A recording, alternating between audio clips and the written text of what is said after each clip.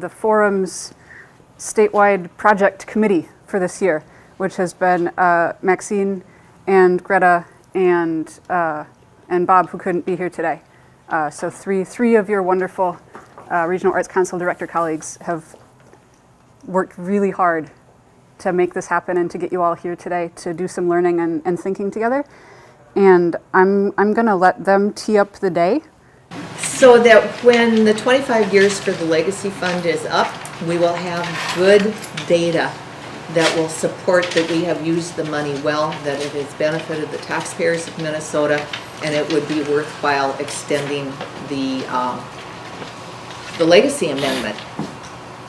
What we have recognized with the State Arts Board developing their evaluation system is that there is inconsistency between the RACs independently and the RAC system and the State Arts Board system in what they're gathering for evaluation data and how it's being gathered. And for the data to mean anything, it has to be consistent.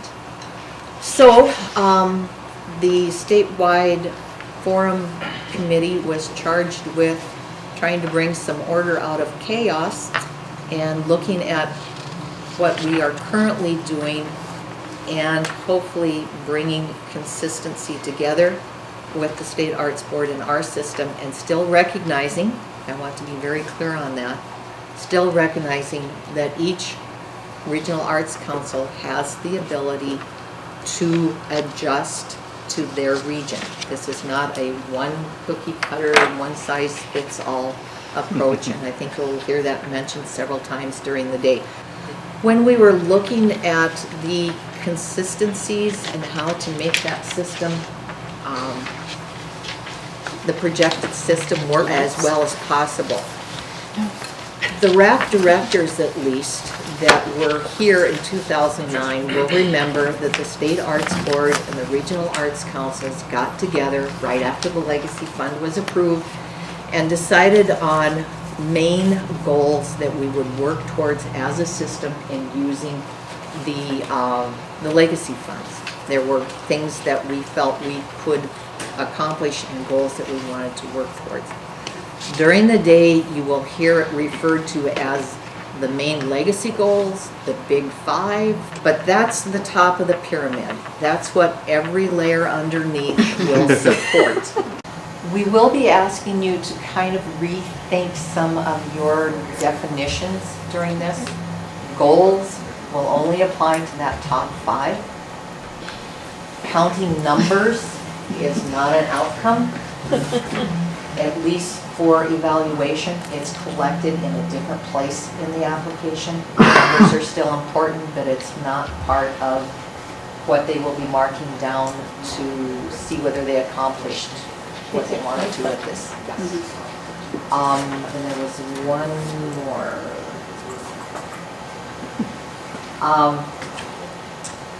What the change you want, the outcome is a change. You have to identify who it is you want to have a change of, and we'll give you the list of changes that you were looking for.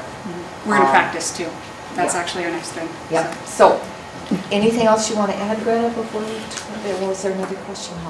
I had a question. I mean, I don't want to sound like I'm trying to skew data or anything, which I'm not, but are we going to have an idea of what you're expecting, what we're all expecting to report? I mean, I'd like to have an idea of what you're hoping the data would look like, because that's going to help us shape our questions, that's going to help us shape our forums, so that we're kind of funneling people in the right direction. Yes. So it's not all wide open. I think we'll be going through that. We will get there. Will you do me the important favor of not forgetting that you asked that? Because I think by the end of the day we'll get there, but in case we're not, I want you to call me out. Okay. Okay, good, thank you. Just one other quick question. I don't know if we're going to address it today, but I mean, we're talking about all of our grantees, that's thousands of, in our region, the scores of grantees who have been thinking of one word and using it in another. They've already shifted their thinking on it once because that's how we educated them to do that 3 or 4 years ago, and then now we have to re-educate. So are we addressing a strategy today for that training, or will that be later? I'm hoping that, so the exercises we'll all be doing, which is what this list is, I'm hoping they will all do double duty for us. First, that it will help us learn to do these things that we'll expect others to do. And second, please steal them. Please use these same things with your applicants and folks in your regions and your constituents if they look like they'll be helpful, right? I've tried to frame stuff as like, here are a set of guiding questions to walk through to get at what we really need you to get at. And in some ways that glosses over the vocabulary change and it might make it less traumatic. In some ways it will steer people toward using the right word by naming it with the right word after they've gone through the process of getting to the thing.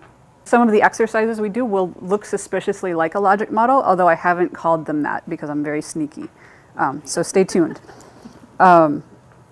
So basically what we're going to do today is kind of step through the process that an applicant will go through I need to first identify what kind of difference I want to make with this project, regardless of what my project is. And then what can we do as grant makers so that our forms support them in that thinking and sort of get them going down the right chute, right, in mostly the right direction. And what technical assistance can we provide in addition to our application forms? Then we're going to talk about what everybody always wants to talk about the most, which is methods. I love methods. There are so many methods. And I won't talk about surveys but once, unless you want me to, I promise. And then we'll talk about sort of at the end of the cycle, how can we do that same supporting and helping of our now grantees through how we structure our final report forms. And we have, I think you said it really well, Maxine, that we're going to be presenting some suggestions of questions to ask and options to give. I'm hoping that it works kind of like a restaurant menu, right? You can pick and choose the things that are relevant to your programs and that you want to adopt, and have those things be consistent across our system, even if no one adopts every question wholesale. That's my hope. My real secret hope would be for everyone to adopt everything wholesale because I'm a little controlling like that. But in the world we live in, where that's not any of our jobs, I'm hoping it works kind of like a menu.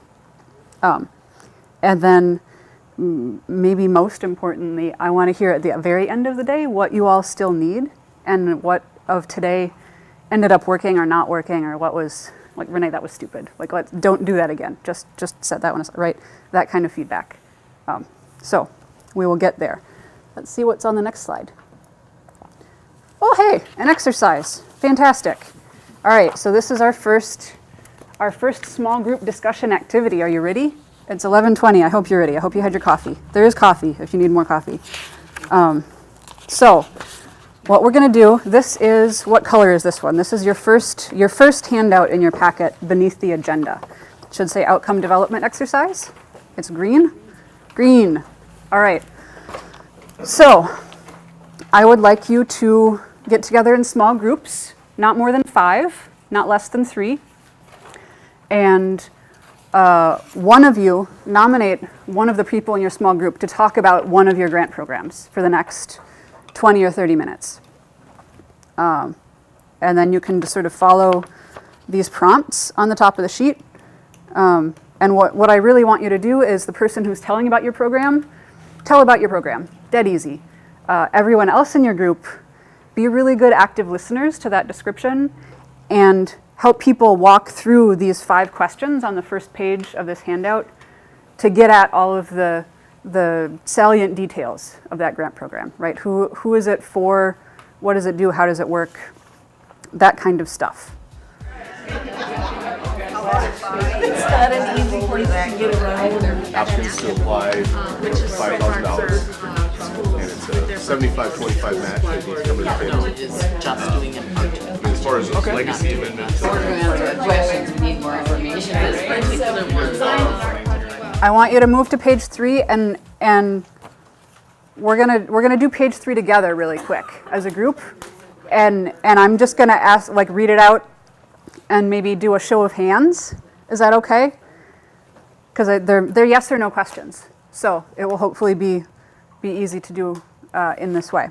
So what you should have by now, either on your paper or in your head, is an honest-to-goodness outcome statement, at least one, in that thing that looks like Mad Libs, right, where you plug in who you're serving and you plug in how things will be different for them. So what we did is the first page, I'm going to unpack it in case this is a tool you want to steal. The first page asks some clarifying questions about the project to get the person completing the form to really think deeply about who they're doing stuff for and why. Sometimes, I bet you guys get this too, sometimes somebody will just want to do a thing because it sounds fun or it's what we've always done and they don't necessarily have a purpose in mind for the project they're seeking funding for. Yeah, some nodding, that resonates, okay. So page 1, helping to clarify what the project is. Page 2, summarizing that information to get down to the thing that they need to put in the application form, right, to that outcome statement. Page 3 is a checklist really for project planning and for helping people think critically, like, is this really what I want, kind of. So these 3 questions, hopefully, are going to be points like on the flow chart where if the answer is no to the question, it's time to do some rethinking, maybe. So do the changes described in the outcome sentences seem like they would result from the projects that this program funds, right, in this case? If the program is intended to fund learning experiences, but all of the projects are helping individual artists to create a body of new paintings, if it doesn't seem like it will logically flow, the outcome, flow from the project, then maybe it's time to rethink either the project or the outcome, right, if they don't seem like they fit together. But if they do, that's great. Let's continue on the flow chart. Did you all feel like the things you got to as outcomes pretty much fit with your programs? Like nobody was way out there? It wasn't like total crazy town? Yeah, pretty much. Did anybody not feel like your program was getting at the thing that you want it to do? Maybe that's not a thing you want to raise your hand about. That's okay. I thought it was interesting once we got to summarizing about question number 4. Once you got to that, it was kind of like, oh yeah, that's really what we want to do, and it makes you want to go back then, Right. and really define what's on the page 1. Yeah, it's so kind of like that showing your going math, back up right? the deal. Yeah, it was. Yeah. It was good. A gestalt. Awesome. Yes. I'm going to steal that. So question 2. Are the outcome sentences similar to the needs that you described?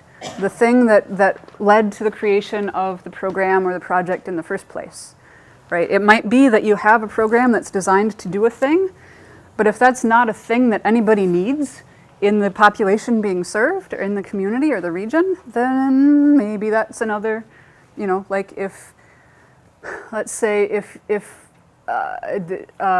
Region 14 has this great arts program that's designed to promote curling. Maybe want to rethink that, right? Imaginary Region 14.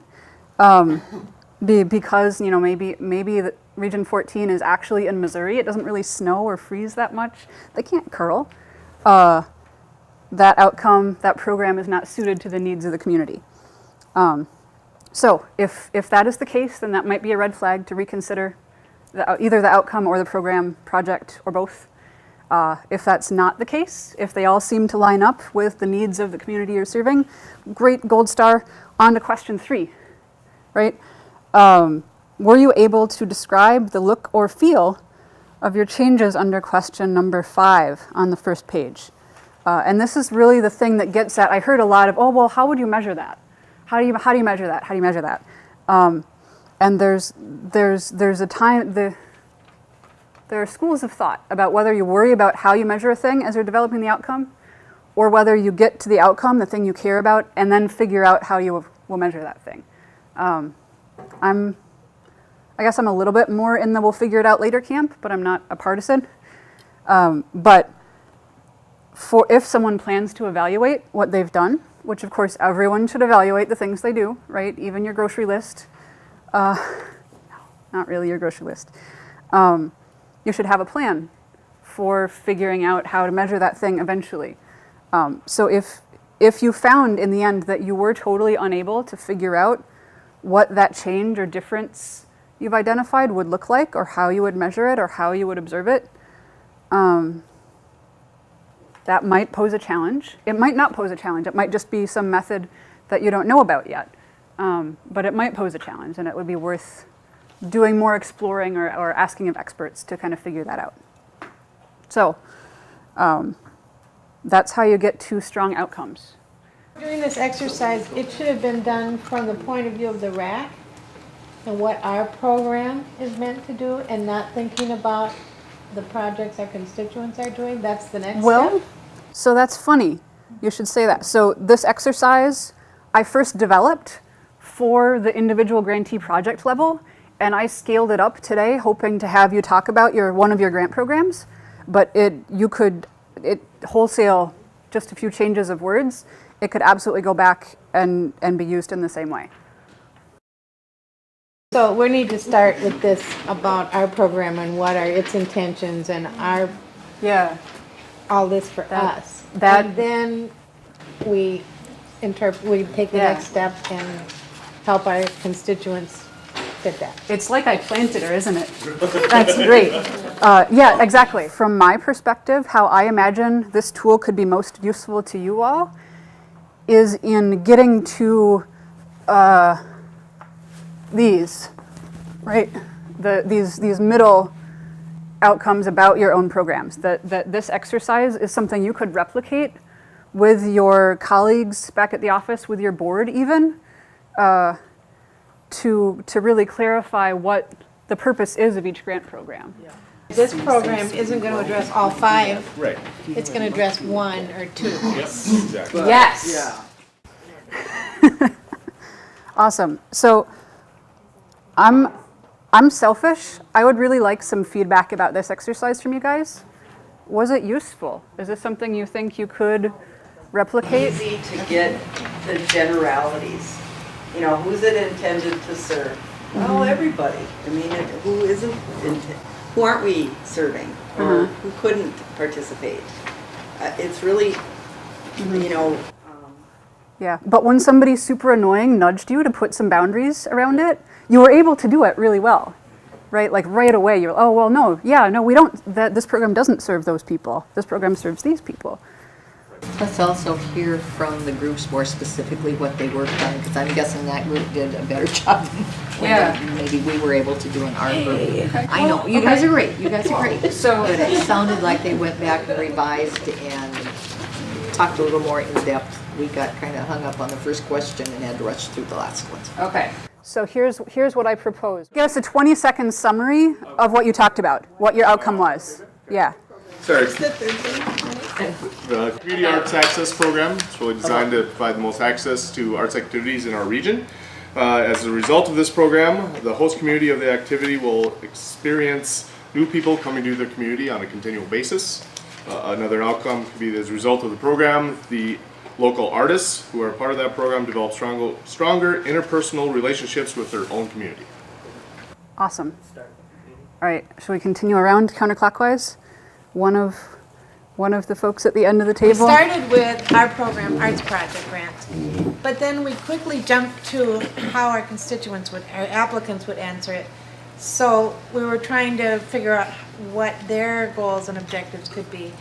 And I think what we need to do is go back and start from our intentions, and then we'll be able to better help our constituents start with their questions. Discussed Region 2's Arts and Cultural Heritage Grant for schools, and we came up with a couple of outcomes. That the result of the program would be that K through 12 students in the community would better benefit from better teacher engagement with the arts, and that as a result of the program, artists, teachers, and students and community members would have an impact on both the school and the community through the events that are funded. Here are my observations. First, you guys are amazing.